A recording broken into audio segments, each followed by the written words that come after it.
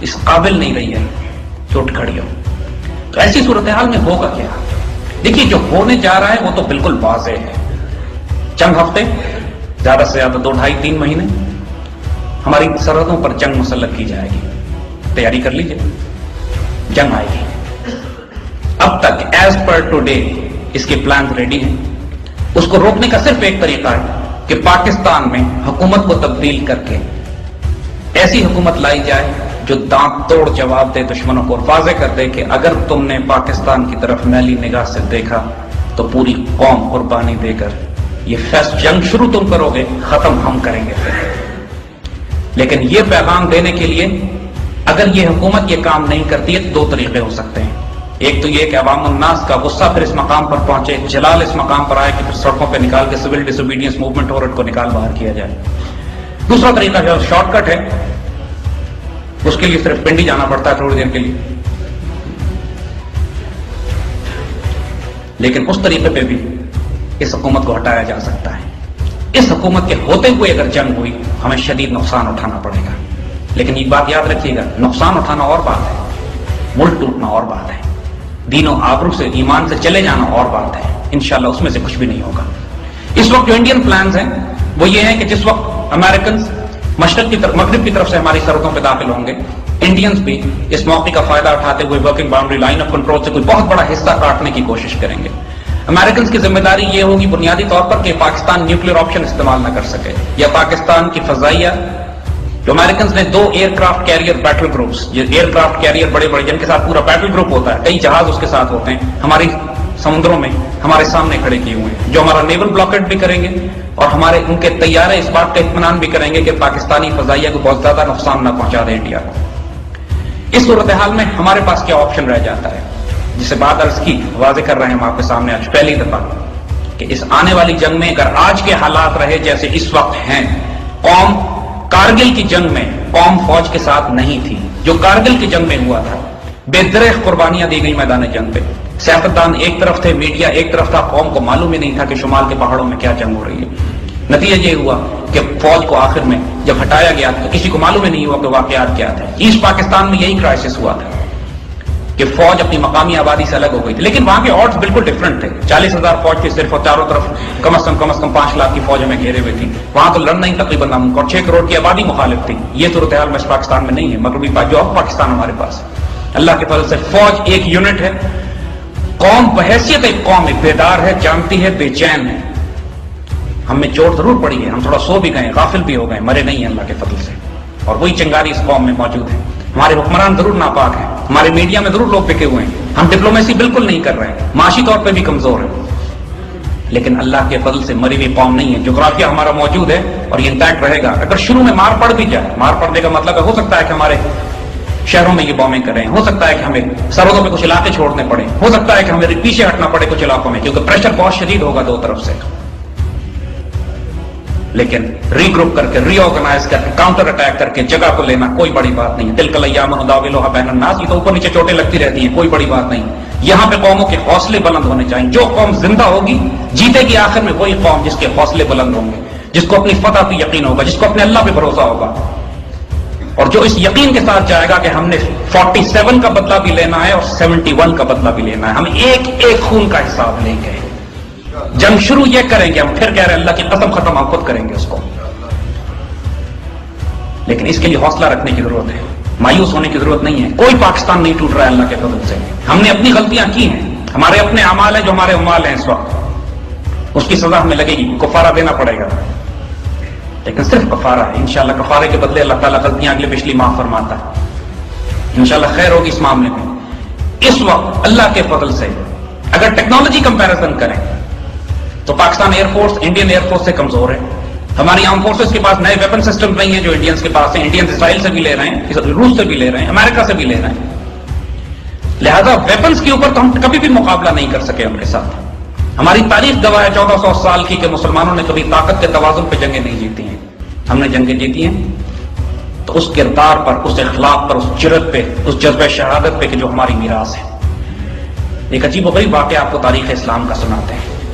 سیدنا خالد بن ولید رضی اللہ تعالیٰ عنہ جنگ یرموک سے پہلے اب یہ سوچیے گا کہ مسلمان ملت کے اعلیٰ ترین بیٹل فیلڈ کمانڈرز وہاں، وار اسٹریٹجسٹ وہاں موجود ہیں، حضرت ابو عبیدہ بن جراح، حضرت زرار، حضرت خالد بن ولید رضی اللہ تعالیٰ. جنگ یرموک چل چکی ہے. سیدنا خالد کہتے ہیں کل میں جا کے ان عیسائیوں کا فیصلہ کر دوں گا. ایک لشکر تھا عیسائیوں کا، ایک طرف 60,000 اس کی فوج تھی. تو سیدنا خالد سے جب پوچھا گیا کہ آپ کا بیٹل پلان کیا ہے، کل آپ جا کے کیا کریں گے ان کے ساتھ، کہتے میں 30 مجاہد لے کے جاؤں گا اور 60,000 روپے حملہ کروں گا. اب اگلے کیا جواب دیتے ہیں؟ خالد آپ کا پلان ٹھیک نہیں ہے، اس کو ٹھیک کریں. خالد نے ٹھیک ہے، آپ مشورہ دیجئے. کہتے ہیں 30 کم ہے، 60 لے جائیے. اور یہ امت کے اعلیٰ ترین اسٹریٹجسٹ ہیں. نعوذ باللہ، یہ کوئی ایسی بات نہیں کر رہے تھے، کچھ تھا ان کے پاس جس کے تحت یہ بات ہو رہی تھی. اور پھر اگلے دن تاریخ نے دیکھا کہ 60 مجاہدین نے 60,000 کے لشکر کو پیچھے ہٹایا. تاریخ میں ایسی واقعات میں سارے نہیں ملتے. ہم انہی کی اولادیں ہیں اللہ کے فضل سے. ہمارے نام بھی طالع، خالد، ٹیپو اور صلاح الدین ہیں. وہی ورثہ، وہی میراث ہمارے پاس ہے. اور اللہ کے فضل سے انشاءاللہ ہم اپنے آباء و اجداد کی انہی روایتوں کو دوبارہ زندہ کر کے دکھائیں گے انشاءاللہ. یہ پاکستان اللہ کے امان میں ہے. یہ جو کچھ بھی ہو رہا ہے، ہمیں اپنے حضور صلی اللہ علیہ وسلم کی اس حدیث پر ایمان کی حد تک یقین ہے. دیکھیے، امتحان سے پہلے اگر رزلٹ بتا دیا جائے کہ اس پرچے میں آپ نے 100% نمبر لے کر آنے، پھر پرچے کی ٹینشن کم ہو جاتی ہے. ہم آپ کو اس جنگ کا نتیجہ پہلے حضور صلی اللہ علیہ وسلم کی حدیث مبارکہ کی روشنی میں بتا دیتے ہیں کہ یہ غزوہ ہند کا آغاز ہوگا اور غزوہ ہند کا انجام ہندوستان کے مسلمانوں کے دوبارہ غلبے میں آنے پہ ہوگا. یہ حضور کی حدیث ہے.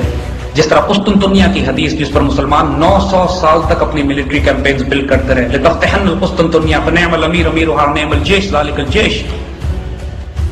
حضرت عمر رضی اللہ تعالیٰ عنہ کے دور سے لے کر سلطان محمد فاتح تک 1453 میں قسطنطنیہ پر مسلسل حملے کیے جاتے رہے، اسے ایک حدیث شریف کو پورا کرنے کے لیے کہ قسطنطنیہ لازماً فتح ہوگا، وہ فوج بھی جنتی ہوگی، اس کا امیر بھی جنتی ہوگا.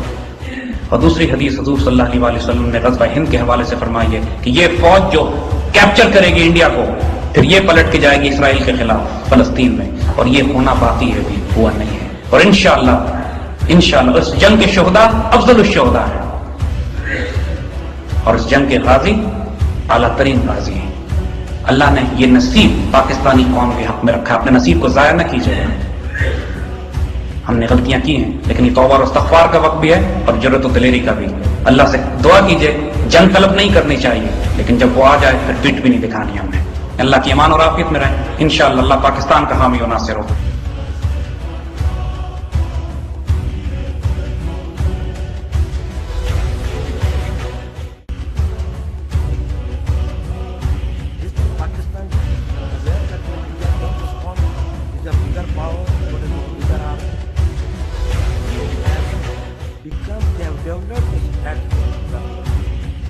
That is, they think that their neutralization is an absolute guarantee against India's conventional military force as a response to terrorism. That means a response is not available. That is, how do you respond? You have got one Bombay, assuming that there is another Bombay. So you decide, okay, then we are going to punish Pakistan. We have incontrovertible evidence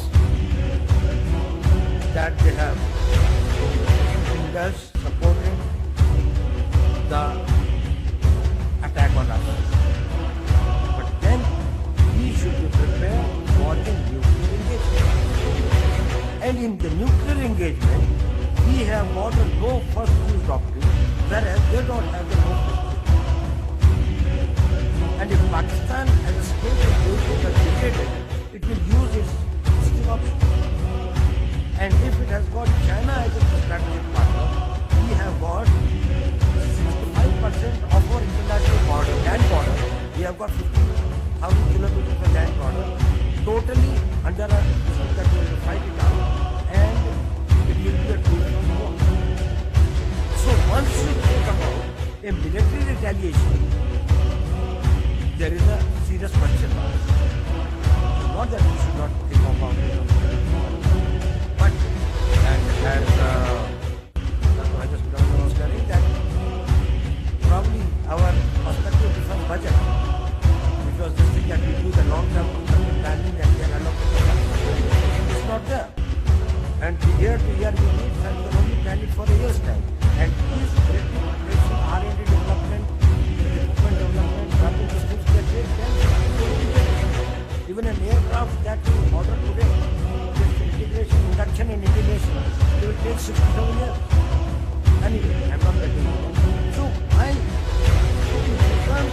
immediate threat is that it is sponsored by a country with compulsory hostility against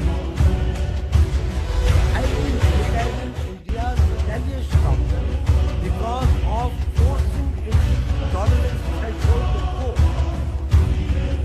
at an unacceptable limit because of its nuclearization. Supported by the Chinese developed missile system which can bring right up to Chennai under the